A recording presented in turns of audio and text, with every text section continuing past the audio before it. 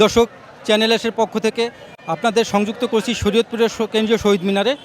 এখানে শরীয়তপুর জেলা দলের আহ্বায়ক কমিটি গঠন করা হয়েছে।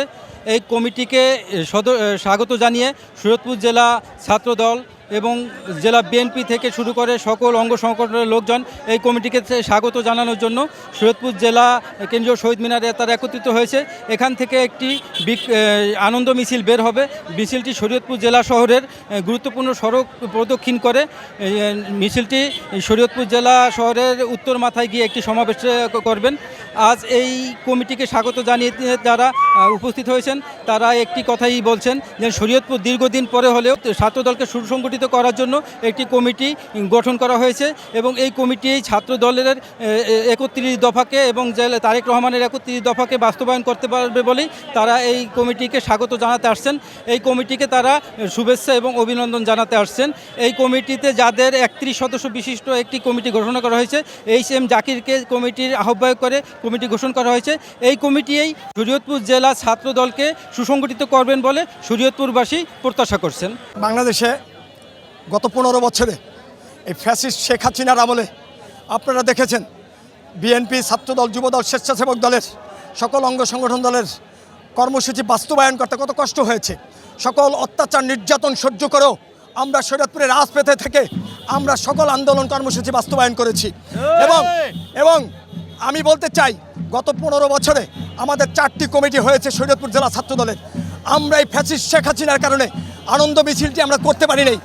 আজকে এখন দেখেন হাজার হাজার লোক নিয়ে আমরা ছাত্র দলের আনন্দ মিছিল করেছি এবং আমি শরীয়তপুর জেলা ছাত্র দলের সাবেক আহ্বায়ক হিসেবে আজকে আমি এই আনন্দ মিছিলে অভিনন্দন জানানোর জন্য এখানে উপস্থিত হয়েছি। 3 জুন আমাদের শরীয়তপুর জেলা ছাত্র দলের একটি আহ্বায়ক কমিটি দেওয়া হয়েছে এবং আহ্বায়ক কমিটি দেওয়ার সাথে সাথে শরীয়তপুর সদর সহ সকল উপজেলায় এবং আনাচে কানাচে আনন্দ মিছিল হয়েছে। আজকে আমরা যে মিছিলটি করতেছি এটা আমাদের সেন্ট্রাল নেতৃবৃন্দ এবং দেশনেত্রী বেগম খালেদা জিয়া, তারুণ্যের অহংকারজনক তারেক রহমান এবং আমাদের শরীয়তপুরের গর্ব মা মাটি ও মানুষের নেতা জনাব মিয়া নুরুদ্দিন অপু ভাইকে ধন্যবাদ জানিয়ে আজকে আমাদের ধন্যবাদ র্যালি বা অভিনন্দন র্যালি আজকে আমরা করতে যাচ্ছি। বিগত প্রত্যেকটা আন্দোলন সংগ্রাম আমরা বাগানে এবং বিভিন্ন আনাচে কানাচে করেছি। আজকে 15টি বছর পরে 4 বছরের শেষে আমাদের একটি সুন্দর জেলা ছাত্র দলের কমিটি দিয়েছে দেশনায়ক জনাব তারেক রহমান এবং সেন্ট্রাল ছাত্র দলের প্রেসিডেন্ট সেক্রেটারি। এই কমিটিকে আমরা সাধুবাদ জানাই। এই কমিটির মধ্য দিয়ে আমরা প্রত্যেকটা উপজেলা, পৌর এবং কলেজ একটি সুন্দর ত্যাগী নেতাদের মধ্যে দিয়ে একটি কমিটি আমরা দেখতে চাই। সেই সাথে সাথে দেশনায়ক জনাব তারেক রহমান সাহেবের সেই 31 দফা যাতে এই বাস্তবায়ন করতে পারি আমরা ছাত্রদল।